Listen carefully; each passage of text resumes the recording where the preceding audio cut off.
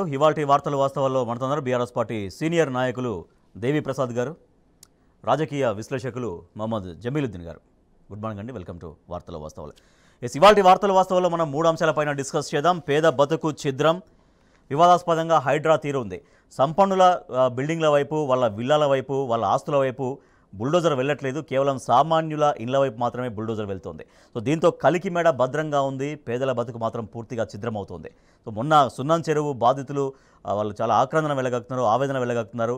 మమ్మల్ని ఉన్న పలంగా రోడ్డున పడేస్తే మా బతుకులు ఎట్లా అంటూ వాళ్ళు దీనంగా ఆవేదన వ్యక్తం చేస్తూ మానవ హక్కుల కమిషన్, జాతీయ మానవ హక్కుల కమిషన్ కూడా వాళ్ళు ఆశ్రయించారు.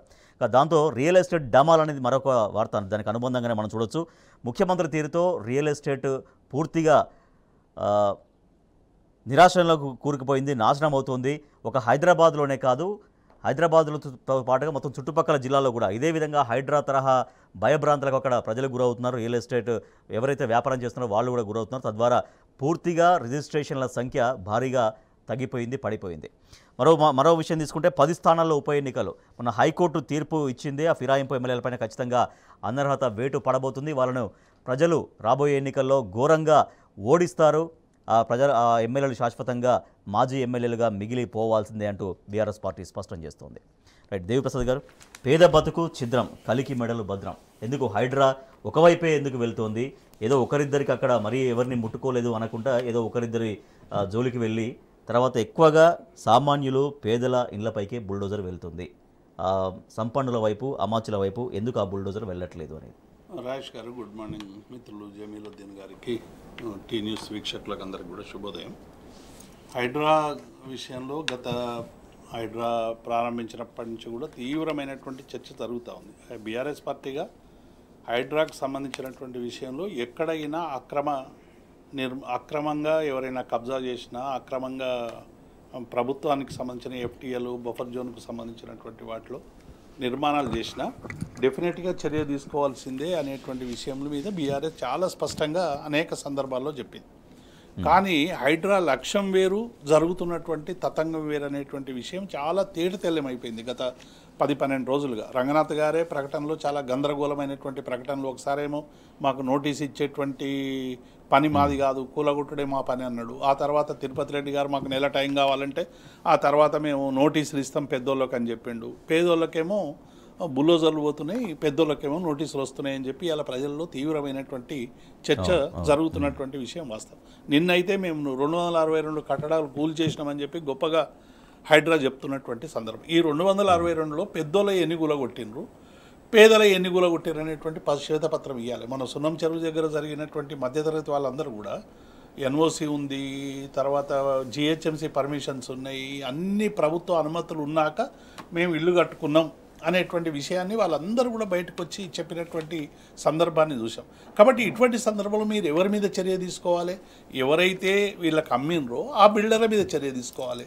ఇంతకాలం చూస్తూ వాటిని ఆపలేకపోయినటువంటి అధికారుల మీద చర్య తీసుకోవాలి. కానీ ఇలా సామాన్యుల మీద మీరు కొరడా వేస్తారు. కాబట్టి బీఆర్ఎస్ పార్టీగా మేము చెప్తున్నది ఏంటి, మీరు సెగ్రిగేషన్ పాటించండి. మొదలు ప్రభుత్వం మీద విశ్వాసం రావాలంటే పెద్ద వాళ్ళవి ఎన్ని ఉన్నాయి, ఎక్కడెక్కడ ఉన్నాయి కూల్చండి. రెండవది, అసలు హైదరాబాద్ పెద్ద వాళ్ళవి ఎక్కడెక్కడ ఉన్నాయి అక్రమ నిర్మాణాలు అనేది ప్రభుత్వం దగ్గర లెక్క ఉన్నప్పటికీ కూడా అటువైపు పోవట్లేదు. ఇప్పుడు నమస్తే తెలంగాణ దగ్గర లెక్క ఉంది, ఇలా పత్రికల్లో వచ్చినాయి, మీరు చూసారు కదా. వాళ్ళు ఎందుకు గులుస్తలేరు, వీళ్ళు ఎందుకు గులుస్తారు? నమస్తే తెలంగాణ అంటే ప్రజలకు సంబంధించినటువంటి ఆకాంక్షల్ని ప్రతిబింబించేటువంటి ఒక వార్త. అది ఆ పెద్ద ఆయనది ఎందుకు గులుస్తలేరు, పేదోళ్ళు ఎందుకు గులుస్తారని ఎవరైనా అడుగుతారు కదా రాజేష్ గారు, డెఫినెట్గా. కాబట్టి మంత్రి గారిది ఎందుకు గులుసలేదు, మామూలు బంటోతుంది ఎందుకు గులుస్తారని అడుగుతారు కదా, డెఫినెట్గా అడుగుతారు. కాబట్టి ఇలా ఏవిటికి మీరు ముట్టుకుంటలేరు. చాలా చర్చ వచ్చింది, మహేందర్ రెడ్డి గారిది ఉన్నది, శ్రీనివాసరెడ్డి గారిది ఉన్నది, ఇంకొక ఆయన ఉంది, XYZ ఏవేవో చాలా వచ్చినాయి రాజకీయాలకు అతీతంగా. కానీ మీరు ఒక్కటి కూడా ఏమంటే ఇట్లా ముట్టినట్టు నాగార్జునది కన్వెన్షన్ ఒక్కటి చేసేది తప్ప మిగతాది మీరు ఎవరి పెద్దోళ్ళు తెరువు పోలేదు. కాబట్టి ఇప్పటికైనా హైడ్రా లక్ష్యం ఏంది? హైడ్రా ద్వారా మీరు హైదరాబాద్ను ఏనాటి హైదరాబాద్గా తీర్చిదిద్దదలుచుకున్నారు? కాసు బ్రహ్మానందరెడ్డి నాటి హైదరాబాదా, కిరణ్ కుమార్ రెడ్డి నాటి హైదరాబాదా? అంటే ఈ చెరువులన్నీ కూడా దశాబ్దాల కాలంగా ఇవన్నీ కూడా అనేక కబ్జాలు అయినటువంటి మాట వాస్తవం. ఇవాళ హైదరాబాద్ నగరం మిగతా వాటికంటే ఇప్పుడు వీటన్నిటిని గురించే కేటీఆర్ గారు గత 10 ఏళ్లుగా మున్సిపల్ శాఖ మంత్రిగా ఉన్నప్పుడు వీటి విషయంలో ఒక జాగ్రత్త తీసుకొని హైదరాబాద్ నగరం ముంపుకు గురి కాకుండా, మీరు గత వర్షాలకు ఈ వర్షాలకు చూడండి రాజేష్ గారు, గత వర్షంలో అనేక కాలనీలు జలమయం అని చెప్పి మనం పత్రికల్లో వార్త చూసేది. కానీ ఈ 10 ఏళ్లలో అనేక ఎస్ఆర్డిపి పనులు చేయడం వల్ల కావచ్చు, మున్సిపాలిటీ అనేక అభివృద్ధి పనులు చేయడం కావచ్చు, ఇవన్నీ చేయడం వల్ల ముంపును కొంత తగ్గించేటువంటి ప్రయత్నం చేసినాం. కాబట్టి హైడ్రా లక్ష్యాన్ని సరైనటువంటి రీతిలో నిర్దేశించి పేద ప్రజలకు ఎవరైనా ఉంటే వాళ్ళ ప్రత్యామ్నాయం చూపియండి. మీరు వాళ్ళకి ప్రత్యామ్నాయం చూపించినా గులగొట్టండి.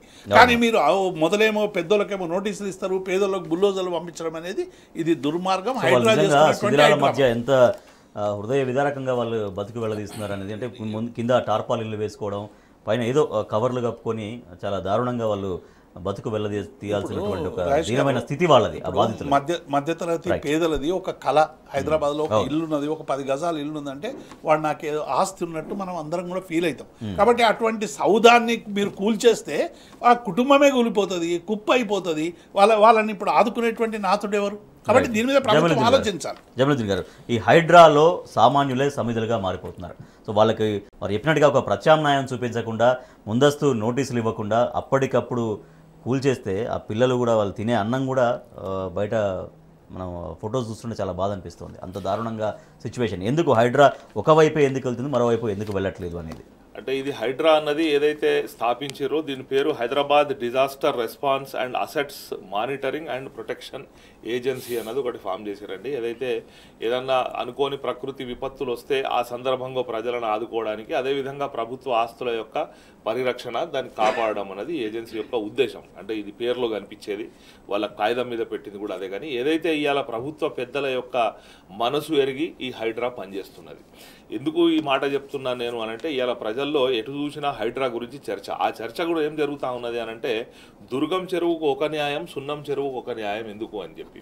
ఇవాళ దుర్గం చెరువు పరిసర ప్రాంతాల్లో ఎవరైతే పెద్దవాళ్ళందరూ కూడా పెద్ద పెద్ద బంగ్లాలు కట్టుకొని ఉన్నారో వాళ్ళకేమో నోటీసులు పోతాయి, వాళ్ళకు కోర్టుకు పోయే అవకాశం దొరుకుతుంది. వాళ్ళకు అవసరమైతే రకరకాల వాళ్ళ దగ్గర ఉన్నటువంటి డాక్యుమెంట్స్ సబ్మిట్ చేసి వాళ్ళు ప్రొటెక్షన్ తీసుకునే అవకాశం ఇచ్చి, అదే సున్నం చెరువులో ఉన్నటువంటి పేదలు ఎవరైతే నోరు లేని వాళ్ళు ఉన్నారో, డబ్బు లేని వాళ్ళు ఉన్నారో, సామాజిక హోదా లేని వాళ్ళు ఉన్నారో వాళ్ళందరి కూడా బుల్డోజర్ పెట్టి కూల్చేసి వీళ్ళు ఒక మెసేజ్ ఇవ్వదలుచుకున్నది గవర్నమెంట్. ఏంటిది అంటే, దీనికి 2-3-4 లాభాలు ఇవాళ రేవంత్ రెడ్డి గారికి ఈ హైడ్రా వల్ల జరిగినట్టు మనకు స్పష్టంగా కనిపిస్తున్నది.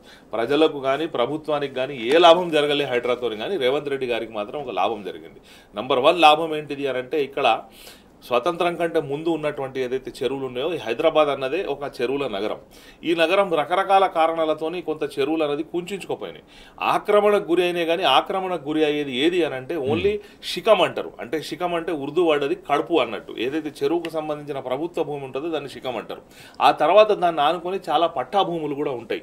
ఆ పట్టా భూముల్లో ఎక్ ఫసలా భూములు అని ఉంటాయి. మనం రెవెన్యూ పదజాలం తెలిసిన వాళ్ళకి తెలుస్తుంది. ఎక్ ఫసలా అంటే కేవలం ఒకే పంట పండే భూములు. అంటే వర్షాకాలంలో నీరు నిండుతుంది, ఎండాకాలంలో ఆ నీరుని జారిపోతే అందులో పంట పండించుకోవచ్చు. అది పక్కా పట్టా భూమి, దానికి అమ్ముకోవచ్చు, కొనుక్కోవచ్చు, కుదవబెట్టుకోవచ్చు. అది చనిపోతే వ్యక్తి పట్టాదారు వారసత్వంగా మళ్ళీ వారసులకు కూడా ట్రాన్స్ఫర్ అవుతుంది. పంట మాత్రం పండించుకోవాలి. అయితే ఈ పంట మాత్రమే పండించుకోవాలి, ఇది వ్యవసాయ ఏతర పనికి వాడకూడదు అన్నది చాలా వరకు సామాన్యులకు తెలియదు. ఈ విషయం చాలా మంది అధికారులకు కూడా తెలియదు. రెండో ప్రధానమైన ప్రాబ్లం ఏంటంటే, ఈ 70 సంవత్సరాల్లో ఏ చెరువుకు FTL ఎక్కడి వరకు అంటే ఫుల్ ట్యాంక్ లెవెల్, అంటే చెరువు నిండుగా ఉంటే ఏ స్థాయి వరకు నీళ్లు ఆగుతాయి అన్నది FTL. ఆ తర్వాత ఆ చెరువు యొక్క కెపాసిటీని బట్టి అధిక వరద వచ్చినప్పుడు ఎక్కడి వరకు నీళ్లు వెనక్కి తన్నుతాయి అన్నది, లేకపోతే కింద పారకం ఎక్కడికి ఉంటుంది అన్నది బఫర్ జోన్. ఈ విషయాల మీద సామాన్యులకు కాదు అధికారులకు కూడా క్లారిటీ లేదు. దీనికి కారణం ఎవరు అని అంటే, గతంలో ఉన్నటువంటి ప్రభుత్వాలు ఏవైతే 60 సంవత్సరాలు ఉమ్మడి ఆంధ్రప్రదేశ్ రాష్ట్రంలో ఉన్నాయో వాళ్ళు ఎవరు కూడా చెరువులు సర్వే చేసి ఇక్కడికి FTL అని ఇక్కడికి బఫర్ జోన్ అని నిర్ధారించలే. ప్రజలు ఏమనుకున్నారు, నా పట్టా భూమి నేను అమ్ముకోవచ్చు, నేను కొనుక్కోవచ్చు అనుకున్నారు. వాళ్ళు అమ్మిర్రు, కొనేవాళ్ళు కొన్నారు, బడా బిల్డర్లు వచ్చిర్రు, దానిలో నిర్మాణాలు గావించారు, దానికి మున్సిపల్ వాళ్ళు నిర్మాణ పర్మిషన్లు ఇచ్చిర్రు. రిజిస్ట్రేషన్ ఆఫీస్ వాళ్ళు రిజిస్ట్రేషన్ చేసి అన్నీ చేస్తే ఇవాళ మీ అటువంటి వాడు నా అటువంటి వాడు అక్కడ ఒక ఇల్లు కొనుక్కొని కట్టుకుంటే ఇలా ఉన్న పలంగా మబ్బుల 3 గంటలకి హైడ్రా కూడా ఎప్పుడు వస్తుంది అని అంటే కేవలం శనివారం ఆదివారమే వస్తుంది. అది కూడా మీరు గమనించాలి. ఇది సోమవారమో మంగళవారమో రాదు. ఈ హైడ్రా నిద్రలేసేది ఓన్లీ శనివారం అండ్ ఆదివారం. ఎందుకు అని అంటే ప్రజలు కోర్టుకు పోవడానికి కానీ ఇంకెక్కడికన్నా పోయి చెప్పుకోవడానికి కానీ అవకాశం లేదు. ముఖ్యమంత్రి ఒక ప్రకటన కూడా చేశారంటే యాక్చువల్గా నేను వెళ్ళింది ఎస్ఐల దీక్షాంత పరేడ్లోకి. యాక్చువల్గా ఇక్కడ ఆ సబ్జెక్టు మాట్లాడాల్సిన సంబంధం కూడా లేదు, కానీ ఎక్కడికి వెళ్ళినా కూడా హైడ్రా గురించే మాట్లాడుతున్నారని ఒకటైతే దాంట్లో ఏమన్నారంటే ఆక్రమణదారులు ఎవరైనా కూడా వదిలిపెట్టము, కోర్టుకు వెళ్ళినా కూడా మేము కూల్చేస్తాం.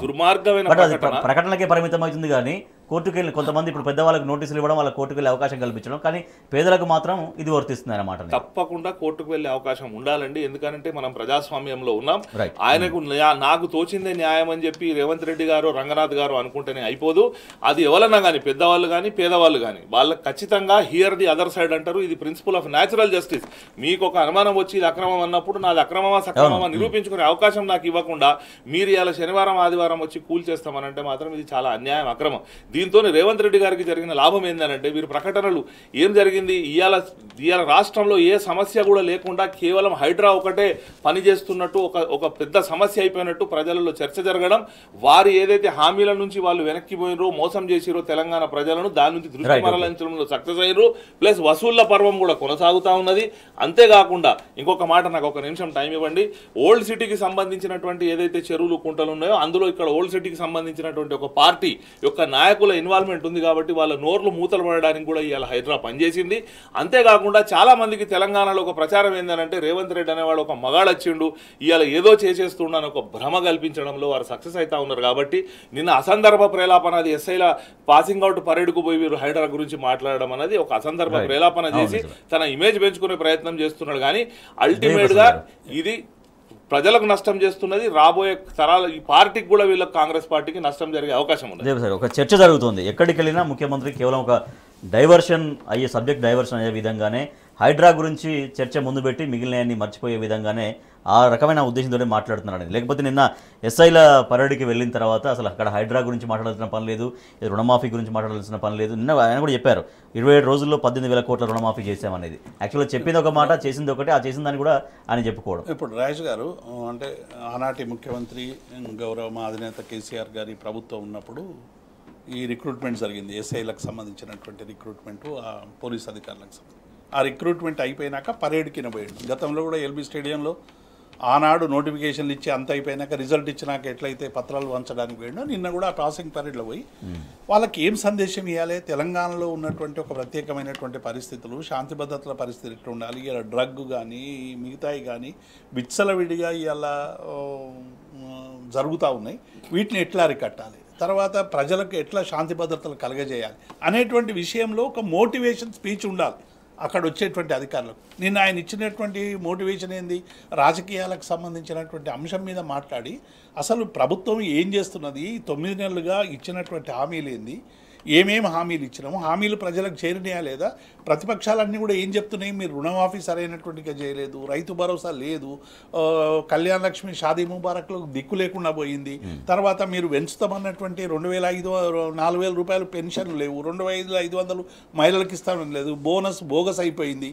ఇవన్నీ కూడా ప్రజల్లో ఒక తీవ్రమైనటువంటి చర్చ వస్తూ ఉన్నది. నిరుద్యోగులకు సంబంధించి ఒక నోటిఫికేషన్ లేదు. ఇవన్నీ చర్చకు వస్తున్నటువంటి సందర్భంలో వీటిని అన్నింటినీ పక్కకు పెట్టి హైడ్రా మీద కేంద్రీకరణ చేసేటువంటి ప్రయత్నం చేస్తాం. ఇక కొత్తగా ఏం చేసిందంటే వ్యవస్థలన్నీ విధ్వంసం చేసే పని చేస్తున్నారు. జిహెచ్ఎంసీ అంటే 10 రూపాయలు తీసుకొని పర్మిషన్ ఇచ్చేటువంటి వ్యవస్థ, ఇరిగేషన్ అంటే అది 100 రూపాయలు తీసుకొని ఎన్ఓసి ఇచ్చేటువంటి సంస్థ, ఇంకొకటి హూడా అంటే ఇంకొక సంస్థ. అంటే ఇప్పుడు ఉన్నటువంటి ప్రభుత్వ వ్యవస్థలన్నీ కూడా అవినీతిమయమైపోయినాయి. గత ముఖ్యమంత్రులు, గత ప్రభుత్వం అంతా కూడా కబ్జాదారులు, ఆక్రమణదారులు. కేవలం రేవంత్ రెడ్డి మాత్రమే ఒక సూపర్ హీరో అనేటువంటి చిత్రీకరించేటువంటి ప్రయత్నం జరుగుతూ ఉంది. ఇది వ్యవస్థలను హైడ్రా అనుమతిస్తేనే ఇంటి నిర్మాణం. ఇంకొకటి మనం చర్చలో కూడా చాలా రోజులుగా అనుకుంటున్నాం, సిస్టమ్ డెవలప్ చేస్తున్నారంట. ఇప్పుడు హైడ్రా నుంచి క్లియరెన్స్ తీసుకురావాలంటే మళ్ళీ ఇంకొక అవినీతి పరమైనటువంటి కౌంటర్ తెచ్చినట్టే కదా. సామాన్యులు పోయి హైడ్రా దగ్గర పోయి క్లియరెన్స్ తెచ్చుకోవాలంటే ఎంత ఇబ్బందికరమైనటువంటి పరిణామం. ఏది FTL ఉంటుంది. ఇప్పుడు 285 చెర్ల ఆల్రెడీ దానికి టౌన్ ప్లానింగ్ అనేది ఉంది కదా, సో దాన్ని పూర్తిగా నిర్వీర్యం చేసే మొత్తం ఇప్పుడు వ్యవస్థలన్నీ విధ్వంసం చేసి కేవలం హైడ్రా మాత్రమే ఒక స్వచ్ఛమైన సంస్థ, నిజాయితీ సంస్థ అని చెప్పేటువంటి ప్రయత్నం చేసి మీరు FTL ఇప్పటి వరకు మార్క్ లేదు. మీరు 285 చెర్లకు లేదట నిన్న పత్రికల్లో వార్తలు వచ్చినాయి. అసలు మీరు ఎఫ్టీఎలే మార్క్ చేయలేదు, ఎఫ్టీఎల్ ఏ చెరువుది ఎఫ్టీఎల్ ఎంత అనేది పబ్లిక్ డొమైన్లో పెట్టలేదు. మీరు ఆ ఎఫ్టీఎల్ మార్క్ చేస్తే కదా ఎఫ్టీఎల్ ఉన్నామా లేదా, బఫర్ జోన్లో ఉన్నామా లేదా అని తెలిసేది. ఏవి లేకుండా మీ ఇష్టం వచ్చినట్టు చేసుకునేటువంటి ప్రయత్నం చేస్తూ ఉన్నారు. హైడ్రా లక్ష్యం అనేటువంటిది ఇంతకుముందే మిత్రులు జమీలు చెప్పినట్టు ప్రభుత్వ ఆస్తుల్ని రక్షించడంతో పాటు చెరువులకు సంబంధించిన ఎఫ్టీఎల్ ఆక్రమణలు ఇవన్నీ తొలగించాలి. మీరు ఏం చేస్తున్నారు? Right, okay. జమీలుద్దీన్ గారు, కోర్టుకు విషయం తీసుకుంటే కోర్టు అనేది ప్రజల హక్కులను కాపాడేటువంటి ఒక వ్యవస్థ. సో అటువంటి కోర్టులను డెఫినెట్గా గౌరవించాలి, తీర్పులను గౌరవించాలి. అయితే కోర్టుకు వెళ్ళినా కూడా మీ మొదలను కూల్ చేసుడే అనే స్టేట్మెంట్ అనేది ఎట్లా ఉంది? అంటే రేవంత్ రెడ్డి గారి యొక్క నిన్న అందుకే చెప్తున్న దుర్మార్గమైన స్టేట్మెంట్ రేవంత్ రెడ్డి గారు నిన్న ఇది మాట్లాడడం, తనను తాను తెలంగాణ ప్రాంతానికి నేను ఒక రాజును, నేను ఒక నియంతను అని చెప్పి రేవంత్ రెడ్డి గారు అనుకుంటున్నారు. నా కింద సైన్యాధ్యక్షుడు రంగనాథ్ గారు ఉన్నారు, నేను ఎవరిదైనా ఇల్లు కూలగొట్టచ్చు, ఏదైనా చేయొచ్చు అని చెప్పి. ఏ ప్రజాస్వామ్యంలో ఖచ్చితంగా ప్రతి వ్యక్తికి అతను ఏదన్నా తప్పు చేసి ఉన్నా దాన్ని శిక్షించే అధికారం ప్రభుత్వానికి ఉండదు. అతన్ని శిక్షించే అధికారం కోర్టుకు మాత్రమే ఉంటుంది. నడి రోడ్డు మీద మర్డర్ జరిగినా పోలీసు వాళ్ళు అరెస్ట్ చేసి తీసుకుపోయి కోర్టులో ప్రొడ్యూస్ చేస్తారు తప్ప మేము సంపంగా చూసినా నేను కాల్ చేస్తామనే అధికారం ఇవాళ కూడా లేదు. అంటే ఎంత పెద్ద నేరం జరిగినా ఇదే రేవంత్ రెడ్డి గారు గతంలో వీరు ప్రతిపక్ష నాయకులుగా ఉన్నప్పుడు వారు టీవీలో కూర్చొని మాట్లాడుతూ, అవునండి ఎవరన్నా పైసా కూడబెట్టుకొని 100-200 గదాలు ఇల్లు కొనుక్కుంటే మీరు ఇలా పెద్ద పెద్ద జేసీబీలు తీసుకుపోయి కూలబెడతారా, దానికి ఒకవేళ అక్రమం జరిగి ఉంటుందని క్రమబద్ధీకరించే అవకాశం లేదా అని మాట్లాడినటువంటి రేవంత్ రెడ్డి గారు మీరు ఇలా కోర్టుకు పోతే కూడా మేము కూల్చేస్తామంటే ఇది బెదిరింపు ధోరణి, ఇది కోర్టు ధిక్కరణ ధోరణి. ఈ ధోరణి ప్రజాస్వామ్యంలో మంచిది కాదు. ప్రజాస్వామ్యంలో నేను తప్పు చేసినా నాకు నా సైడ్ నా బాధ చెప్పుకునే అవకాశం ఇవ్వాలి, దాని మీద ఒక తీర్పు రావాలి, ఒక పద్ధతి ఉండాలి. ఒకవేళ మీరు ఎఫ్టీఎల్ నిర్ధారణ చేయాలి. ఇలా ప్రాబ్లం ఏంటి అని అంటే ఇరిగేషన్కి సంబంధించిన చెరువుల మ్యాపులు వేరే రకంగా ఉన్నాయి, జిహెచ్ఎంసీకి సంబంధించిన చెరువుల మ్యాపులు వేరే రకంగా ఉన్నాయి, మీకు హుడాకు సంబంధించిన చెరువుల మ్యాపులు వేరే రకంగా ఉన్నాయి. కాబట్టి అసలు ఎఫ్టీఎల్ ఎక్కడ, బఫర్ జోన్ ఎక్కడ అన్నది ఏది నిర్ధారించకుండా అందులో ఎవరన్నా తెలుసో తెలియకనో ఇల్లు కట్టుకొని ఉంటే వాళ్లకు ఒక అవకాశం ఇవ్వకుండా, కనీసం సామాన్లు తీసుకునే అవకాశం ఇవ్వకుండా ఈ కూల్చివేయడం అనేది ఇది నియంతృత్వ పరిపాలన వైపు తీసుకుపోయే ప్రయత్నం చేస్తున్నాడు. తన వైఫల్యాలను కప్పిపుచ్చుకోవడానికి హైడ్రాను ఒక అస్త్రంగా రేవంత్ రెడ్డి గారు వాడుకుంటున్నారు. రియల్ ఎస్టేట్ రంగం మొత్తం ఢమాల్ అవుతుంది. హైడ్రా పేరుతో హైదరాబాద్లో ఒక భయభ్రాంతులకు గురవుతున్నారు సామాన్య ప్రజలు, రియల్ ఎస్టేట్ వ్యాపారం చేసే వాళ్ళు కూడా. అయితే ఈ హైడ్రా ఎఫెక్ట్ ఓన్లీ హైదరాబాద్ నగరానికే పరిమితం కాకుండా రియల్ ఎస్టేట్ పైన ఎఫెక్ట్ పడడం అనేది మొత్తం జిల్లాలకు కూడా విస్తరించింది. జిల్లాల్లో కూడా హైడ్రా తరహా వ్యవస్థ ఉంటుందనే ఒక భయం అనేది స్టార్ట్ అయింది. సో ఎప్పటి నుంచో పైసా పోగు చేసుకుని వాళ్ళు ప్రాపర్టీస్ కొనుక్కుంటే, వాళ్ళు ఇల్లు లేదా కట్టుకుంటే అటువంటి హైడ్రా వ్యవస్థ వచ్చి ఈ ఇల్లు ఎక్కడ కూలుస్తుందో అనేది వాళ్ళు భయపడుతున్నారు. దాంతోపాటుగా రియల్ ఎస్టేట్ రంగం కూడా పూర్తిగా దిగజారిపోతుంది. రియల్ ఎస్టేట్ రంగం అనేది పూర్తిగా పడిపోతుంది. రిజిస్ట్రేషన్ల సంఖ్య పూర్తిగా తగ్గిపోయింది అన్ని జిల్లాల్లో కూడా. ఎస్ దేవిప్రసాద్ గారు, ఇక్కడ మొదలైనటువంటి హైడ్రా వ్యవస్థ తరహా అటువంటి విధానమే జిల్లాల్లో కూడా వస్తుందేమో అనేటువంటి భయం జిల్లాల్లో కనపడి వాళ్ళ రిజిస్ట్రేషన్ల సంఖ్య పూర్తిగా తగ్గిపోవడం ఎంత ఆందోళనకరమైంది. ఇప్పుడు అంటే రాజేష్ గారు, అంటే హైడ్రా రావడం వల్ల ఏమైపోయిందంటే కోట్లాది మధ్యతరగతి ప్రజలలో కావచ్చు, కింది స్థాయి ప్రజలు ఒక గందరగోళం అయిపోయింది. అసలు మేము ఎక్కడున్నాం, మాకెందు చెరువు ఉన్నదా, నాలా ఉన్నదా, ఏమున్నది ప్రజలకు తెలియదు. అవును. కాబట్టి ఎప్పుడో ఒక 50-60 ఏళ్ల కింద ఉన్నటువంటి ట్రేసెస్ కూడా లేవు. కొన్ని నాలాలు అయితే అసలు మనకు గుర్తు కూడా పట్టలేము, ట్రేసెస్ కూడా లేవు వాటికి సంబంధించి. మీరు అందుకే హైడ్రా లక్ష్యం ఎప్పటిది పునరుద్ధరిస్తారు. ఇప్పుడు జమీల్ గారు కరీంనగర్, ఇదివరకు కరీంనగర్లో మొత్తం ఇప్పుడు బస్ స్టాండ్ కానీ కలెక్టరేట్ కానీ మొత్తం నాలాల మీదనే కన్స్ట్రక్ట్ అయింది. చెరువు మొత్తం చెరువు, అది బస్ స్టాండ్ కూడా చెరువే. అయితే గతంలో ప్రభుత్వ స్థలాలు లేకపోవడం వల్ల ఏమైందంటే వీటికి సంబంధించినటువంటి స్థలాలన్నీ కూడా కన్వర్షన్ చేసుకొని అనేక ప్రభుత్వ బిల్డింగ్లు, రకరకాల బిల్డింగ్లు వెలిసినాయి. కాబట్టి మీరు ఎప్పటి హైదరాబాద్ను తీసుకురాదలుచుకున్నారు? మొదలు అన్ని చెరువులు లొకేట్ చేస్తారా? వీటి మీద స్పష్టత లేదు. దాంతో ఇవాళ ఏమైపోయింది, గందరగోళై ఎవ్వరు ప్లాట్ కొంటలేరు, అమ్ముదామంటే వాడు తీసుకునేటువంటి పరిస్థితి. నేను హరీష్ రావు గారు ప్రెస్ మీట్లో చెప్పారు, ఒక మండలంలో ప్రతిరోజు 100 రిజిస్ట్రేషన్లు అయ్యేటియట. మొత్తం నెల కలిసి 100 కూడా రిజిస్ట్రేషన్లు అయితే లేవు. కాబట్టి ఈ గందరగోళాన్ని తెరదీయాలి.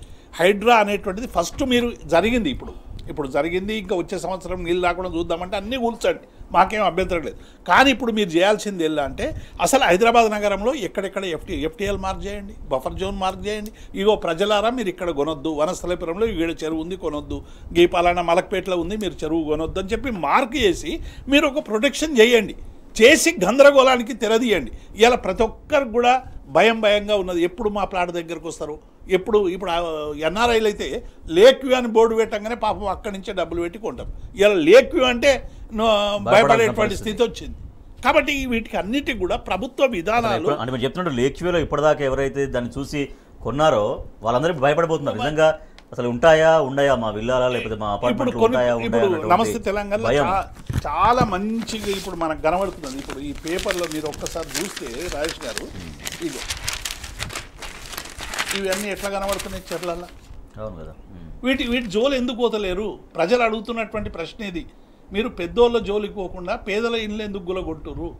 పెద్దోళ్ళు అనగానే అమీబా లెక్క పోతున్నారు, పేదోళ్ళు కనబడంగానే హైడ్రా లెక్క ఎందుకు కదులుతున్నారు? దీనికి జవాబు కావాలి కదా. మీరు పెద్దోళ్ళ దగ్గర అమీబా, పేదోళ్ళ దగ్గరనేమో హైడ్రానా? రిజిస్ట్రేషన్లు అనేది చాలా పెద్ద ఆదాయ వనరు ప్రభుత్వానికి. అటువంటి ఆదాయ వనరు టోటల్గా ఇప్పుడు రిజిస్ట్రేషన్ మీరు చెప్పినట్టుగా మొత్తం వందల సంఖ్యలో నుంచి అసలు రోజుకు 2 రోజులకు వందల సంఖ్యలో జరగాల్సింది నెలకు కలిపి కూడా 2 రోజులలో గతంలో జరిగినంత సంఖ్యలో జరగట్లేవంట. చాలా తగ్గిపోయింది. ఇప్పుడు ప్రభుత్వ ఆదాయం తగ్గిపోయింది. దానికి కారణం ఏంటంటే ఏ మధ్యతరగతి వాళ్ళు ఎవరో 2 రూపాయలు బ్యాంక్ లోన్ తీసుకోను లేకుంటే ఇది మన సాఫ్ట్వేర్ ఎంప్లాయో కొందామనే వరకలు ఈ హైడ్రా ఎక్కడొచ్చి మా కుంప ముంచుతుందో ఆత్మహత్యలే శరణీయం అయితే. ఇప్పుడు రైతులు గతంలో ఆత్మహత్యలు ఎట్లా చేసుకున్నారో ఇవాళ మధ్యతరగతి ప్రజలు ఉద్యోగులు అందరూ కూడా ఉన్న అపార్ట్మెంట్ పోతే ఆత్మహత్య తప్ప ఇంకొక మార్గం ఉండదు కదా రాజేష్ గారు. అక్కడనేమో చూస్తే ఇల్లు ఉండదు, నెలకు జీతంలో కలిగి 50,000 60,000 కట్ అయిపోతాయి. దీనికి బాధ్యులు ఎవరు అనేటువంటి విషయం. కాబట్టి మీరు సమగ్రమైనటువంటి విచారణ జరపండి. పెద్దోళ్ళు ఎవరెవరు అమ్మిండ్రు, ఏం చేసిండ్రు, ఎట్లయినాయి వెంచర్లు. ఇలా అట్లా అంటే మొత్తం దుర్గం చెరువు కానీ, మాసాబ్ ట్యాంక్ కానీ, హైటెక్ సిటీ కానీ అన్ని చెరువులనే ఉన్నాయి. మరి వీటిని అన్నింటినీ కూలగొడతారా? 60% హైదరాబాద్ను తీసేస్తారా? ఏం స్పష్టత లేదు. కాబట్టి ఈ స్పష్టత ప్రజలకు ఇవ్వాల్సినటువంటి బాధ్యత హైడ్రా ఉంది. మిగతా వ్యవస్థల్ని మీరు బలోపేతం చేయాలి. ఆ వ్యవస్థల్ని బలోపేతం చేసి ప్రజలకు విశ్వాసం ఇచ్చే రీతిలో ప్రభుత్వం పరిపాలన చేయాలని చెప్పి మేము డిమాండ్ చేస్తా ఉన్నాం. పూర్తిగా రేవంత్ రెడ్డి ప్రభుత్వం హైకోర్టులు ఇంతకుముందే మిత్రులు జమీలు కోర్టుల పట్ల ఆయనకు సరైనటువంటి దృక్పథం లేదు. కవిత గారి రిలీజ్ విషయంలో కూడా సుప్రీంకోర్టే మొట్టకాయలు పెట్టినటువంటి సందర్భాన్ని చూసాం. హైకోర్టు తీర్పును తప్పుపడతాడు, సుప్రీంకోర్టు తీర్పు పడతాడు, గత ప్రభుత్వాల ఆదేశాలను తప్పుపడతాడు. మరి ఇక మీరు చేస్తున్నది ఏంటి అంటే ఒక రేవంత్ రెడ్డి ఏదైనా రాజ్యాంగం చేయదలుచుకున్నారా? క్లిప్పింగ్ కూడా మనం చూస్తున్నాము. మీరు చెప్పినట్టుగా క్లిప్పింగ్ అవెందుకు కూల్చరు ఇవెందుకు కూల్స్తారు అంటూ కూడా సామాన్యులు చూడండి. పైన 3 వరుస ఫొటోస్ అవి ఎవరి అంటే ఫస్ట్ నెంబర్ 1 మంత్రి గారి రాజప్రసాదం. అది హిమాయత్ సాగర్ చెంతన కొలుదిరినటువంటి సాక్షాత్తు రాష్ట్ర రెవెన్యూ శాఖ మంత్రి పొంగులేటి శ్రీనివాసరెడ్డి నివాస సౌధం. వాస్తవానికి ఎగువ నుంచి వస్తున్న వరదతో జలాశయంలో నీటి మట్టం పెరిగి నీళ్లు ఇంకా ముందుకు వెళ్ళాలి, కానీ వందల టిప్పర్లతో మంటి నింపడంతో అక్కడ నీళ్లు మొత్తం చెరువే కుచించుకుపోయేటువంటి పరిస్థితి. సో అది క్లియర్గా ఉంది. దాన్ని ఎందుకు కూల్చట్లేరు అనేది ప్రజలు అడుగుతున్న ప్రశ్న. తర్వాత సెకండ్ ఫోటో ఈ FTL పరిధి కనపడదే, ఎందుకు కనపడదు అనేది కూడా అడుగుతున్నారు. రంగారెడ్డి జిల్లా మంచాల మండలం పరిధిలోని కాగజిఘాట్ గ్రామంలో 25 ఎకరాల విస్తీర్ణంలో అల్లి చెరువు అంట FTL పరిధిలో రెడ్ మార్క్లో ఉన్నది. స్వయంగా HMDA అధికారికంగా గుర్తించినటువంటి హద్దు ఇది. ఇందులోనే సిరీ నేచర్స్ వ్యాలీ రిసార్ట్స్ ఉండడంతో పాటు ఏకంగా రియల్ ఎస్టేట్ వెంచర్ కూడా ఉంది. అటువైపు ఎందుకు వెళ్ళట్లేరు అనేది. మూడోది తీసుకుంటే రంగారెడ్డి జిల్లా మంకాల్లోని మరో రియల్ ఎస్టేట్ వెంచర్ ఇది. వర్గెక్స్ కేఎల్ఆర్ గిగా సిటీ విడుదల పేరిట చేసినటువంటి వెంచర్లో ఏకంగా 2 చెరువులు సమిధిగా మారాయి. ఆ 2 చెరువులు మొత్తం కబ్జా చేసి అక్కడ రియల్ ఎస్టేట్ వెంచర్లు వెలిసినటువంటి పరిస్థితి. అటువైపు ఎందుకు ఈ హైడ్రా బుల్డోజర్ వెళ్ళట్లేదు? ఇక మిగిలిన కింద మనం చూస్తున్నాం అక్కడ చాలా పేదల గుడిసెలు ఎట్లా కూలిపోయాయి. పేదలు తర్వాత సామాన్యులు పైసా పోగు చేసుకొని వాళ్ళు కొనుక్కున్నటువంటి ఆ ఇండ్లు ఆ అపార్ట్మెంట్లు కూడా కూల్చడంతో వాళ్ళు ఎట్లా ఆవేదన పడుతున్నారో, ఎట్లా ఇబ్బందులు పడుతున్నారో. పక్కన ఇంకా వర్షం అనేది అట్లనే మొన్నటిదాకా వర్షాలు చాలా విపరీతంగా పడ్డాయి. దాంట్లో వర్షాల్లో తడుస్తూ నానుతూ వాళ్ళు ఇంట్లో వండుకున్న వంటలు ఆ బియ్యం అన్నం కూడా మొత్తం బయట పడేస్తే ఎంత హృదయ విదారక పరిస్థితితో మనం చూసాం. చాలామంది స్కూల్ బుక్స్ కూడా పిల్లలు కూడా బుక్స్ ఆ వర్షంలో తడిసి ఆ బుక్స్ ఎక్కడున్నాయో ఏ బుక్స్ ఎక్కడున్నాయో కూడా వెతుక్కునేటువంటి ఒక దీనమైన స్థితి వాళ్ళకి ఎందుకు. అదే పెద్దవాళ్ళ వైపు ఇదే హైడ్రా బుల్డోజర్ ఎందుకు వెళ్ళట్లేదు అనేది సామాన్యులు చాలా ఆవేదనపూరితంగా వేస్తున్నటువంటి ప్రశ్న. ఎస్ జమీలుద్దీన్ గారు, సో రియల్ ఎస్టేట్ రంగం గురించి మనం మాట్లాడుతున్నాం. సో ఇక్కడ ఎఫెక్ట్ అయిన రియల్ ఎస్టేట్ హైదరాబాద్లో ఇప్పటిదాకా హైదరాబాద్ ఒక విశ్వనగరంగా ఉంది. రియల్ ఎస్టేట్కి చాలా విపరీతంగా ఒక స్కోప్ ఉండే.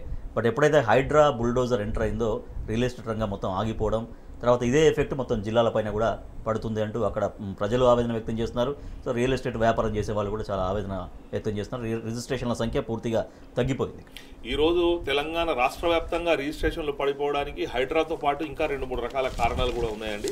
హైడ్రా అన్న దాంతో ఇవాళ ఒక ఇబ్బంది ఏంటిది అని అంటే, నిన్నటి వరకు జనరల్గా ఎవరైనా చూస్తే ఏం చూస్తారు అని అంటే, ఇది పట్టా భూమియా కాదా, దీనికి మున్సిపల్ పర్మిషన్ ఉందా లేదా, ఈ పర్మిషన్తో కట్టి ఉన్నారా లేదా అన్నది చూస్తారు. లోనుకు పోతారు. జనరల్గా ఇవాళ 99% జనం కూడా సొంతంగా డబ్బులు కాకుండా లోనుకు పోయినప్పుడు అక్కడ ప్రతి బ్యాంకు లీగల్ అడ్వైజర్ ఉంటాడు. వాళ్ళు అన్ని డాక్యుమెంట్స్ పరిశీలన చేసి ఇది ఓకే అన్న తర్వాతనే వాళ్ళకి లోన్ అప్రూవల్ అవుతుంది.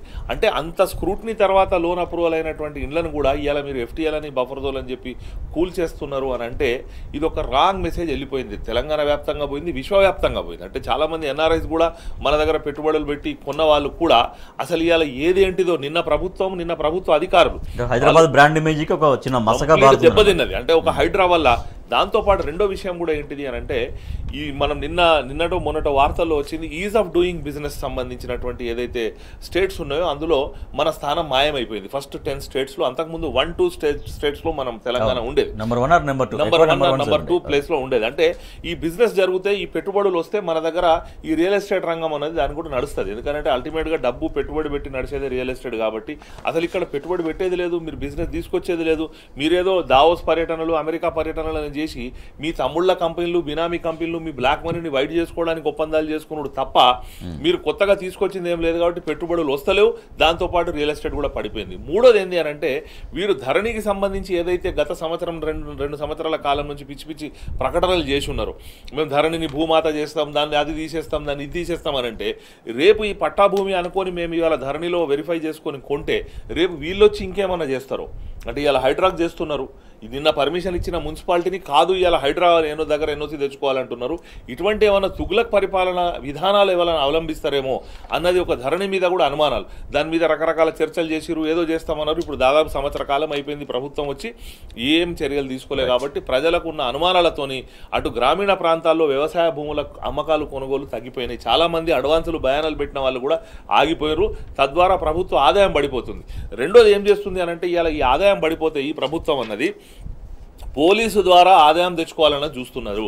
ఇలా రేవంత్ రెడ్డి గారి తాతనో ముత్తాతనో ఎవరో పోలీస్ పటేల్ అని గతంలో మీరు ఎక్కడో ఇంటర్వ్యూలో చెప్పినట్టు విన్నా, పోలీసుని చేతిలో పెట్టుకొని నేను రాజ్యాన్ని నడుపుతాను అనుకుంటున్నాడు. అంటే ఉద్యోగుల మీద ACB దాడులు జరిపించి, లేకపోతే విజిలెన్స్ దాడులు జరిపించి, లేదంటే హైడ్రా ద్వారా దాడులు జరిపించి ప్రజలను ఒక భయభ్రాంతులకు గురి చేసి భయంలో పెట్టి ప్రభుత్వానికి ఆదాయం వస్తుందని అనుకుంటుండు. ఈ ఏదైతే రాజ్యం ఉంటుందో, రాష్ట్రం ఉంటుందో, ఇది ఒక వెల్ఫేర్ స్టేట్గా కాకుండా దీన్ని ఒక పోలీస్ స్టేట్గా మార్చే వైపు ఇవాళ రేవంత్ రెడ్డి గారి ప్రయత్నం ఉన్నది. దాంతోనే ఇవాళ రియల్ ఎస్టేట్ పడిపోయింది. ప్రతి రంగంలో కూడా ఇవాళ అభివృద్ధిలో తెలంగాణ వెనక్కిపోతుంది. గత 10 సంవత్సరాల కాలంలో ఏదైతే కేసీఆర్ గారు కష్టపడి దీనికి ఒక తెలంగాణకు, హైదరాబాద్కు ఒక బ్రాండ్ ఇమేజ్ సంపాదించారో దాన్ని మొత్తం కూకటి వేళ్లతో పెకిలించే ప్రయత్నం ఈరోజు దురదృష్టవశాత్తు ఈ ప్రభుత్వం చేస్తున్నట్టుగా అనిపిస్తున్నది. రైట్. ఇక నిజమైన ఆక్రమణల్ని అడ్డుకుంటే, ఆక్రమణల్ని కూల్చేస్తే ఎవరు తప్పుపట్టట్లేరు. కానీ హైడ్రా బుల్డోజర్ అనేది కేవలం కొంతమంది మీదకే ఎందుకు వెళ్తుంది? అది సామాన్య పేద ప్రజల వైపే బుల్డోజర్ ఎందుకు వెళ్తుంది? సో ప్రజలు అడుగుతున్నట్టుగా ఎంతోమంది సంపన్నులు విల్లాలు నిర్మించుకొని, ఫామ్ హౌస్లు నిర్మించుకొని ఉన్నారు.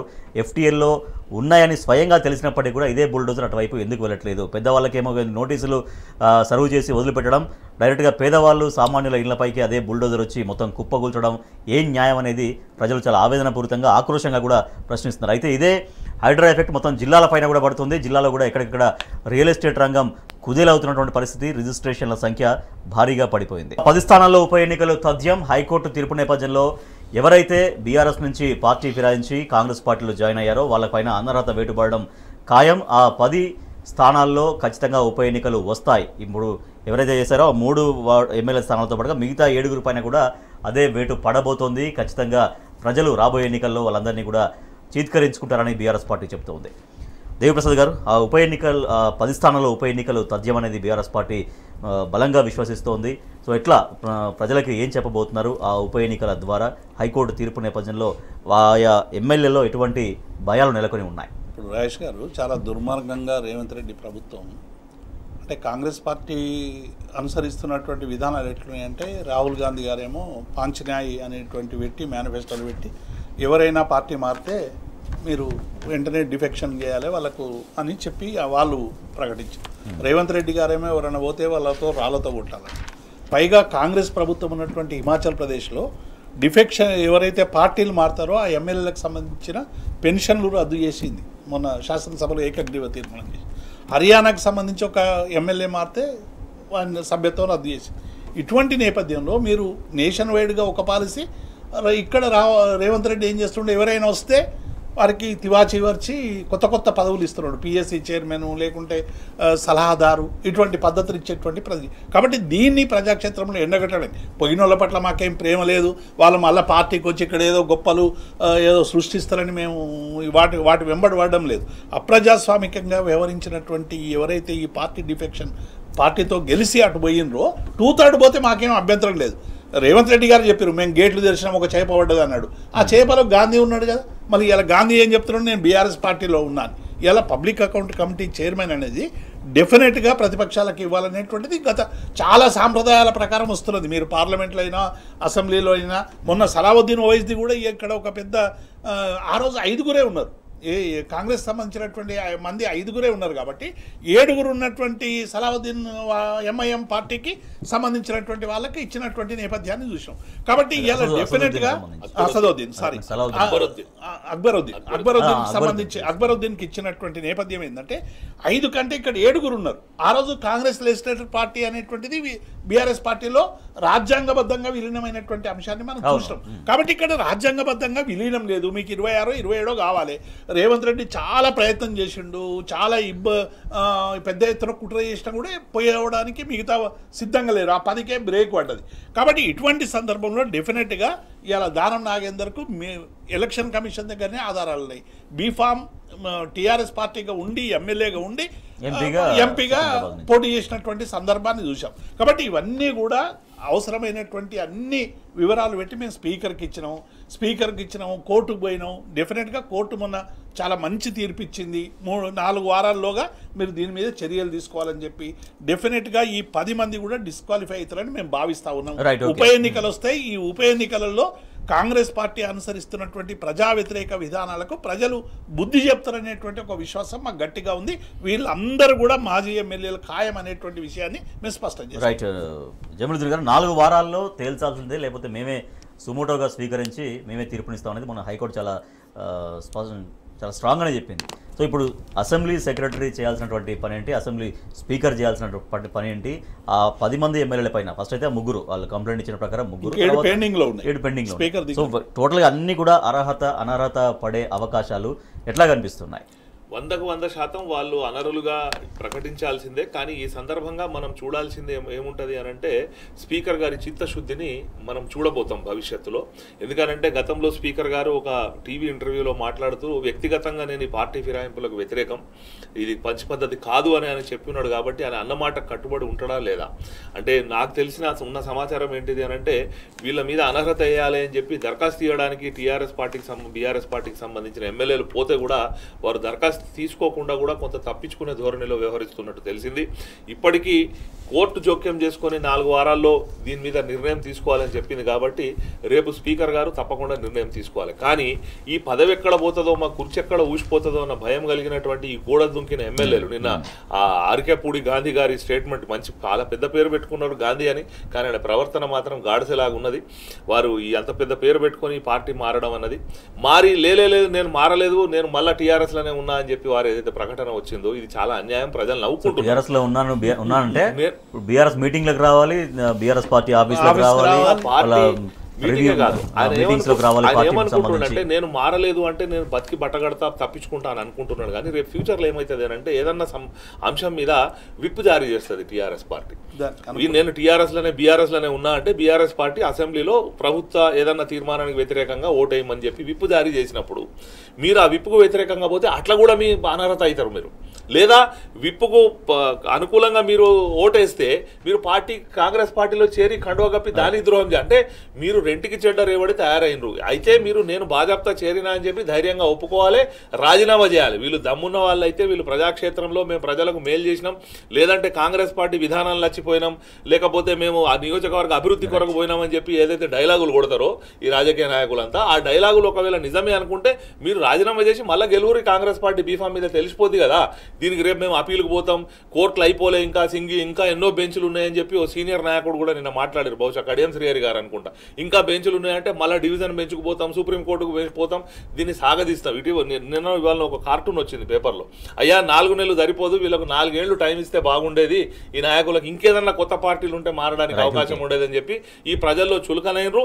ఇప్పటికైనా ఈ పార్టీ మారిన ఎమ్మెల్యేలు వాళ్లకు మనసు ఉంటే వాళ్ళకి గెలుస్తాం, మేము చేసిన నిర్ణయం కరెక్ట్ అనుకుంటే రాజీనామా చేసి మళ్ళీ కొత్త పార్టీ ఏదైతే చేరిరో దానిలో బీఫామ్ మీద గెలిచి చూపెట్టాలి. లేదు అనంటే తప్పకుండా ఈ కేసులో అనర్హత అవుతారు. లేకపోతే రేపు బీఆర్ఎస్ పార్టీ ఏదైనా విప్పు జారీ చేస్తే దానికి వ్యతిరేకంగా ప్రవర్తిస్తే కూడా వీళ్ళ అనర్హులు ఖాయం, అక్కడ ఉప ఎన్నికలు వచ్చుడు మాత్రం ఖాయం. దేవప్రసాద్, మరొక అంశం తీసుకుంటే విద్యా వ్యవస్థకు సంబంధించి కూడా కేటీఆర్ గారు ఎక్స్ వేదికగా స్పందించారు. మొత్తం విద్యా వ్యవస్థ ఇప్పుడు రాష్ట్రంలో గాల్లో దీపంలాగా ఉంది. ఇంతవరకు ఒక ఉన్నత స్థాయి సమీక్ష కూడా గావించలేదు. దాదాపుగా విద్యా సంవత్సరం స్టార్ట్ అయ్యి 4-5 నెలలు గడుస్తున్నా కూడా ప్రభుత్వం గ్రాంట్లు విడుదల చేయకపోవడం సిగ్గు చేటు అంటూ ఆయన ఫైర్ అయ్యారు ప్రభుత్వ వైఖరి విధానం పట్ల. ఇప్పుడు ఒక్క విద్యా వ్యవస్థనే కాదు, కేటీఆర్ గారు పర్టికులర్గా, ఎందుకంటే విద్యా వ్యవస్థ అనేది చాలా మౌలికమైనటువంటి ఒక వ్యవస్థ కాబట్టి ఆ వ్యవస్థలో జరుగుతున్నటువంటి లోపాలని వారు ఎక్స్ వేదికగా నిన్న వివరించేటువంటి ప్రయత్నం చేశారు. ఇవాళ విద్యామంత్రి లేడు, విద్యామంత్రికి సంబంధించినటువంటి విషయాలు లేవు. కనీసం రవీంద్ర భారతిలో ఉపాధ్యాయులకు సంబంధించినటువంటి సన్మానం, గురుపూజ దినోత్సవం నాడు కూడా కనీసం వచ్చి ఒక టీచర్కు సన్మానించేటువంటి ప్రయత్నం జరగలేదు. ఇప్పుడు అక్కడ పోయి పరేడ్లో పోయి హైడ్రా గురించి చెప్పిండు, కానీ రవీంద్ర భారతి మంచి వేదిక. మీరు ఉపాధ్యాయులకు ఎట్లా విద్యను అందించాలి, ప్రజలకు ఎట్లా చేయాలి, ఈ విద్యా వ్యవస్థను ఎట్లా బలోపేతం చేయాలని చెప్పాల్సినటువంటి అవసరం ఉండే. ఎల్బీ స్టేడియంలో 30,000 మంది టీచర్లను పిలిపించి అక్కడ అన్ని రాజకీయాలు మాట్లాడాడు. అక్కడ విద్యా వ్యవస్థ గురించి మాట్లాడితే 30,000 మంది టీచర్లకి కొంత మోటివేషన్ స్పీచ్ ఉండేటువంటి అవకాశం ఉంది. మొత్తం ఇవాళ విద్యా వ్యవస్థ ఎట్లా పోయింది, గురుకుల విద్యాలయాలు ఏమైనా మనం చూస్తూ ఉన్నాం. 38 మంది విద్యార్థులు చనిపోతే ఇప్పటి వరకు వాటికి సంబంధించినటువంటి అంశం లేదు. అనేక మంది ఫుడ్ పాయిజనింగ్తో ఇబ్బంది పడతా ఉన్నారు. తర్వాత ఇంటర్మీడియట్ విద్య ఆగమైపోయింది. సుల్తానాబాద్లో కూడా గురుకుల విద్యార్థికి పాము కాటుకు గురయ్యారు. చాలా ఇప్పుడు మన రోజు ఒక వార్త వస్తూ ఉన్నది. ఇంటర్మీడియట్ విద్యార్థి సమస్య అట్లే ఉంది, ప్రైవేట్ విద్యాలయాలకు సంబంధించినటువంటి ఇష్యూ అట్లే ఉంది. ఈ విద్యా వ్యవస్థలో ఉన్నటువంటి లోపాలని పైగా విద్యా కమిషన్ ఇస్తామని చెప్పి ఆకునూరు మురళిని పెట్టిండ్రు. డెఫినెట్గా ఈ విద్యా వ్యవస్థ మీద అనేక చర్యలు తీసుకోవాల్సినటువంటి అవసరం ఉంది. హాస్టళ్ల మీద మానిటరింగ్ లేదు, విద్యాలయాల పట్ల మానిటరింగ్ లేదు, ఎంఈఓ లేరు, విద్యా వ్యవస్థకు సంబంధించిన రెగ్యులర్ డిఈఓ లేరు. మొత్తం కూడా విద్యా వ్యవస్థ అంతా కూడా ఇవాళ పడకేసింది. దాన్ని రివ్యూ చేసేటువంటి నాతుడే లేకుండా పోయిండు. కాబట్టి ఇప్పటికైనా ప్రభుత్వం వాటి మీద దృష్టి పెట్టాలని మేము డిమాండ్ చేస్తాం. జమలుద్దీన్ గారు, ఇవాళ విద్యా కమిషన్ అన్నది ఏర్పాటు చేసిందే నాకు తెలిసి ఎందుకు అనుకుంటున్నానంటే ఇంకొక 3-4 సంవత్సరాలు ఈ కమిషన్ పనిచేస్తున్నది, దాని రిపోర్ట్స్ వస్తే తప్ప మేము ఏం పని చేయలేమని చెప్పి కాలయాపన చేయడానికి. ఈ గత 9-10 నెలల కాలంలో ఈ ప్రభుత్వం యొక్క నిర్వాహకం చూసినట్టయితే ఏ సమస్య వచ్చినా అంటే ఒక చిన్న ఆదేశంతో ఒక చిన్న నిర్ణయంతో పరిష్కరించాల్సిన సమస్యకు కూడా ఒక మంత్రుల కమిటీ అని లేకపోతే ఇంకేమన్నా కమిషన్ రిపోర్ట్ అని ఇంకేదన్నా చెప్పి దాన్ని కాలయాపన చేస్తూ, అంటే ఇప్పుడు రైతు బంధుకు సంబంధించి కూడా ఒక కమిషన్ వేసేసి దాని మీద ఎంక్వైరీ చేసి రిపోర్ట్ ఇవ్వండి అంటే అది కొనసాగుతూనే ఉన్నది. ఇవాళ ఈ విద్యా కమిషన్ కూడా వేసింది ఎందుకు అనుకుంటున్నా అంటే బహుశా దాని రిపోర్ట్ రావాలి, వస్తే తప్ప ఏమైనా చేస్తామని చెప్పి దాన్ని పూర్తిగా నిర్వీర్యం చేసే ఒక కుట్రలో భాగంగానే ఇవాళ జరుగుతూ ఉన్నది. ఇవాళ రైతు బంధు గురించి మీరు ప్రస్తావించారు కాబట్టి నిన్న ఒక కౌలు రైతు నిన్న కూడా ఒక అతను ఆత్మహత్య చేసుకున్నాడు. కౌలు రైతు ఆత్మహత్య చేసుకున్నాడు. చాలా జాగాల్లో రైతు సురేందర్ రెడ్డి అగ్రికల్చర్ ఆఫీస్ ఎదుటనే ఆత్మహత్య చేసుకున్నాడు. రుణమాఫీ కాలేదని వాళ్ళు 31 రకాల సమస్యలు ఈ రుణమాఫీకి సంబంధించి జరగలేదు. దాన్ని కేవలం ఒకటే ఏంటంటే రేషన్ కార్డు లేదు అన్నారు, మళ్ళీ రేషన్ కార్డు అని చెప్పి ఫ్యామిలీ గ్రూపింగ్ అని చెప్పి రకరకాల పద్ధతులు చేసుకుంటా దీన్ని కాలయాపన చేసుడు తప్ప దీనిలో ఏది కూడా ప్రభుత్వం తక్షణం నిర్ణయం తీసుకొని సమస్యలను పరిష్కారం చేసే దిశగా లేదు. విద్యాశాఖకు మంత్రి లేడు, మైనారిటీ సంక్షేమానికి మంత్రి లేడు, రాష్ట్రానికి హోంమంత్రి లేడు. ఇవాళ మీకు లా అండ్ ఆర్డర్ వ్యవస్థ పూర్తిగా కుప్పకూలిపోయింది. నిన్న జైనూరులో పెద్ద ఎత్తున మత కల్లోలాలు జరిగే పరిస్థితి, దాదాపు 100-150 దుకాణాలు కాలబెట్టారు. ఒక మహిళ మీద ఏదో దాడి జరిగిందని చెప్పి దాన్ని తీసుకొని ఒక 150 షాపులు కాలబెడితే కూడా కనీసం ముఖ్యమంత్రి నుంచి ఒక ప్రకటన లేదు, ఒక హోంమంత్రి లేదు, ఒక అక్కడికి పోయి పరామర్శించిన వాడు లేడు, వాళ్ళకి ధైర్యం చెప్పిన వాడు లేడు, ఒక డిఎస్పీని ట్రాన్స్ఫర్ చేసేసి చేతులు దులుపుకున్నది. అంటే ఇవాళ ఏదైతే లా అండ్ ఆర్డర్లో కూడా దేశంలో నంబర్ 1 రాష్ట్రంగా నిలిచినటువంటి తెలంగాణ మళ్ళీ బీహార్ పరిస్థితికి దిగజారుతున్నది. ఇవాళ ఏ వ్యవస్థ తీసుకున్నా కానీ ఈయనకు అనుభవం లేదు, ముఖ్యమంత్రి గారికి అనుభవం ఉన్నటువంటి మంత్రులు ఈయనకు సహకరించే పరిస్థితి లేదు. కానీ ఇప్పటికీ దాదాపుగా 21 సార్లు ముఖ్యమంత్రి ఢిల్లీకి పోవడమే తప్పించి ఇక్కడ పాలన పైన అసలు పూర్తిగా దృష్టి సారించట్లేరు. అందుకనే మీరు చెప్పినటువంటి లా అండ్ ఆర్డర్ ఇష్యూస్ కావచ్చు, ఇవన్నీ కూడా బాగా ఇప్పుడు 6 మంత్రుల స్థానాలు ఖాళీ ఉన్నాయి, వాళ్ళని నింపుకునే అవకాశం ఉన్నది. మీరు 9-10 నెలల నుంచి మంత్రుల వర్గ విస్తరణ జరపరు, మంత్రులను నింపరు. మీ దగ్గర ఎమ్మెల్యే లేరా, మరి ఎందుకు నింపుతలేరు? ఒక డిపార్ట్మెంట్కి మంత్రి ఉన్న మంత్రులు ఈయనకు సహకరిస్తలేరు. ఎందుకు అనంటే ఈయన బదనాం అయిపోతే రేపు ఎల్లుండో ఈయన తీసేస్తే మళ్ళీ మేమైతాం అనేది మళ్ళీ కాంగ్రెస్ మార్క్ పాలిటిక్స్ చేసే ప్రయత్నం కూడా జరుగుతా ఉంది. అల్టిమేట్ గా తెలంగాణ ప్రజలు ఈ ప్రభుత్వం వల్ల నష్టపోతున్నారు. చివరిగా నిన్న రుణమాఫీ కాలేదని ఒక రైతు ఆత్మహత్య యత్నం చేసుకున్నాడు. ఆయన అప్పుల బాధ భరించలేక నిన్న రుణమాఫీ కాలేదని రైతు ఆత్మహత్య యత్నం, ఆయన పాపం ట్రీట్మెంట్ తీసుకుంటారు, చావు బతుల మధ్య కొట్టుమిట్టాడుతున్నాడు ఆయన. ఇంకో కౌలు రైతు చనిపోయాడు. మా అధినేత కేసీఆర్ గారి నాయకత్వంలో టీఆర్ఎస్ పార్టీ ప్రభుత్వం రైతులకు సంబంధించినటువంటి అనేక మౌలిక సమస్యలు పరిష్కరించింది. నీటి విషయంలో కావచ్చు, విద్యుత్ విషయంలో కావచ్చు, సబ్సిడీల విషయంలో కావచ్చు. కానీ కాంగ్రెస్ ప్రభుత్వం వచ్చినాక రైతన్నకు చేయూత అనేటువంటిది పక్కకు పెట్టి ఇలా రైతులను ఏడిపించడమే మా విధానం అనేటువంటి పద్ధతులు ఇలా కాంగ్రెస్ పార్టీ వ్యవహరిస్తూ ఉన్నది. రైతు భరోసా లేదు, బోనస్ లేదు, తర్వాత 24 గంటల విద్యుత్ బంద్ చేసేటువంటి పని చేసి నాణ్యమైనటువంటి విద్యుత్ లేదు, రైతులకు అవసరమైనటువంటి సబ్సిడీలు లేవు. మొత్తంగా రైతుల పట్ల కాంగ్రెస్ పార్టీ అనేటువంటిది ఒక శాపంలా పరిణమించింది. అందుకే ఇవాళ రుణమాఫీ విషయంలో సురేందర్ రెడ్డి అనేటువంటి ఒక రైతు మనకు మేడ్చల్ దగ్గర అగ్రికల్చర్ ఆఫీస్ దగ్గరనే ఆత్మహత్య చేసుకున్నటువంటి సందర్భాలు ఈ రోజు కూడా పత్రికల్లో వార్తలు వచ్చినాయి. ఈ 9 నెలల కాలంలో 450కి పైగా రైతులు ఆత్మహత్యలు చేసుకున్నారనేటువంటి వార్తలు కలిసివేస్తూ ఉంది. కాబట్టి మళ్ళీ తెలంగాణలో 2014 కంటే ముందు ఉన్నటువంటి పరిస్థితులు తీసుకొచ్చేటువంటి ఒక ప్రమాదం పొంచి ఉన్నది. కాబట్టి ఇవాళ అందరూ కూడా కాంగ్రెస్ ప్రభుత్వం అనుసరిస్తున్నటువంటి రైతు వ్యతిరేక విధానాలకు వ్యతిరేకంగా అందరం కూడా పోరాడాల్సినటువంటి అవసరాన్ని గుర్తు చేస్తాం. Right, thank you so much Devi Prasad garu, thank you so much Jamiluddin garu. ఇదే వాటి వార్తలు వాస్తవాలు చూస్తూనే ఉండండి టీ న్యూస్.